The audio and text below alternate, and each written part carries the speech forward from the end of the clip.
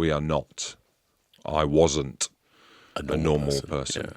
And I think getting to grips with that, and we had Andy Christie on the rugby pod, and he's just come back from that terror injury, the double fracture, dislocation, broke his arm twice. To come back from that, like, people would be traumatised. If that happened to you in the street as a normal human being, you're traumatised for life, right? You probably signed off work forever, and you need counselling. And he's playing under 6 months later. It's quite incredible what we do. But I think and I know you've done a little bit of stuff on Rugby Pass, not a little bit of stuff, two of the most watched content pieces that we've done on Rugby Pass. The one in Senegal called Larm. Larm, indeed. And the other one, which was in Florence. Calcio Storico. What was it called? Calcio Storico. Calcio Storico. By the way, I thought you were fans, because they wanted me to go and do these things. And I was like, look, I'm kind of done in that space. And they're like, who do you think? I said, there's this lad called Maximus Lahiff. Oh, man. He looks amazing. And you were the perfect fit. Thank you for that. You were absolutely brilliant in them shows. And that's violent men doing violent things, which is celebrated in them countries. It's almost frowned upon, though, isn't it? Still. It's like something they don't want. Society at large doesn't want violent men. Not now they don't, but they might need us or them in the future. Exactly.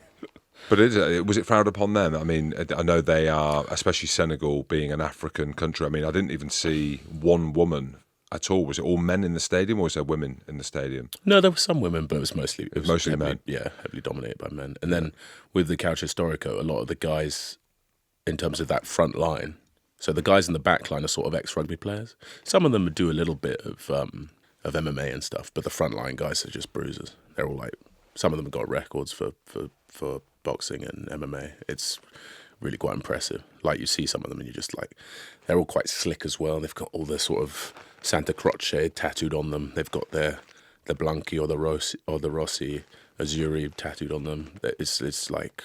Maybe just explain what that is for the listeners, because if they haven't seen it, it's on Rugby Pass, it's for free, and it is fantastic. So in Florence, there is they don't call it a sport, it's a historical reenactment. It goes back a long way. It's like a medieval Renaissance Italian, we'll call it a game for our purposes. But yeah, pastime. Essentially, there are 4 districts in Florence: the Verde, the Rossi, the Bianchi, and the Azzurri. And wherever you're born, not where you're born, but basically where you've lived for, I think it's 9 years or 8 years, something strange like that, you can then represent your local Calcio Storico club, which is either one of those districts. And once a year, there's 2 games. If you win the first one, you make the final, which is played at the Santa Croce, which is in the sort of central of Santa Croce Piazza, which is in this incredible... It's like Colosseum, isn't it? Yeah, it's like this amazing backdrop. It's got the church there, and it's like on a sort of sandpit. It's dense. It's very dense. It's just solid. And they just set up the stands around it. And it's not like a massive capacity. I can't quite recall, maybe like 10,000, but it's in such high demand that it's completely packed out, and it becomes just completely... It's just hooliganery. It's mental. The fanaticism is real. The whole town gets behind it. And if you haven't seen it before, it's a sort of hybrid of MMA meets rugby. That's the best way I can describe it.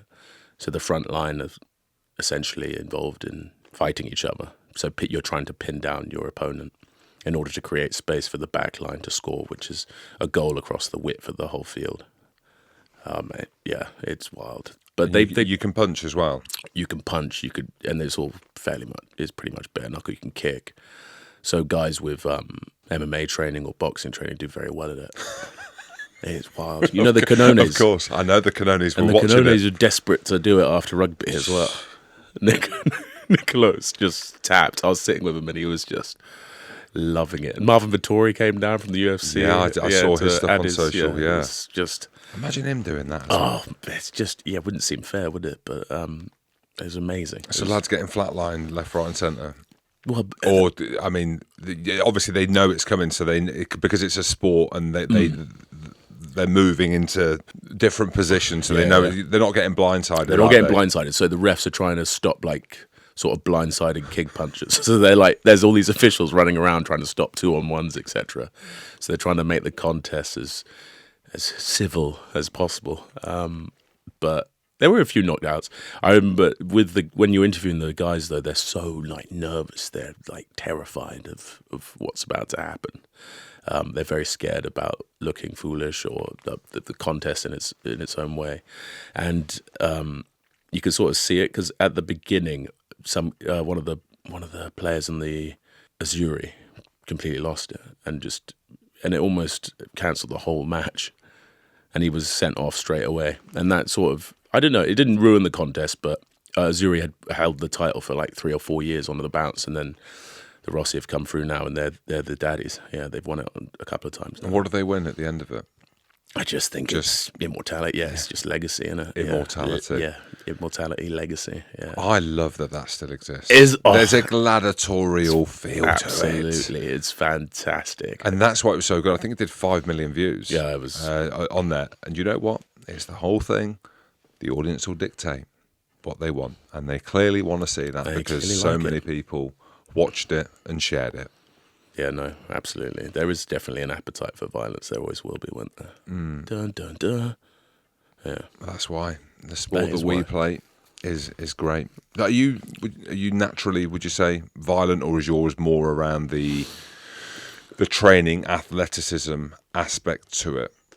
No, I've always been. I don't know if I'm like highly violent. Violent's a strong word. But yeah, I enjoy the physical confrontation a lot in the sport, and the S&C vibe, and trying to sort of weaponize the body for the contest has always been something I've been passionate about, for sure. I think when I was younger, like 16, 17, I touched weights and I sort of ballooned. So they always treated me well. So resistance training, I was like a mad, like I'd just be easily stimulated by it. And yeah, so they've gone hand in hand ever since. And I was like, with rugby, I've always been fascinated in trying to make myself a better athlete, and that's taken me down a few different like avenues and narratives of training, especially recently, just because of like I had like these calf issues, like three seasons on the bounce, and I couldn't figure out why. And at the time, I was like super strong, like in terms of the sort of the squat, the bench, the deadlift, powerlifting things. But athleticism in its own is not like synonymous just with like your strength around the bar. So I started going down these sort of woo-woo sort of narratives of movement and sort of functional training, if you like. I hate to use that word because it's a bit weird, but yeah, there's a few narratives out there now about athleticism which I find fascinating, and I've been trying to incorporate them into my training now, and I've sort of put a few injuries behind me, and it's definitely helped my game, so to speak.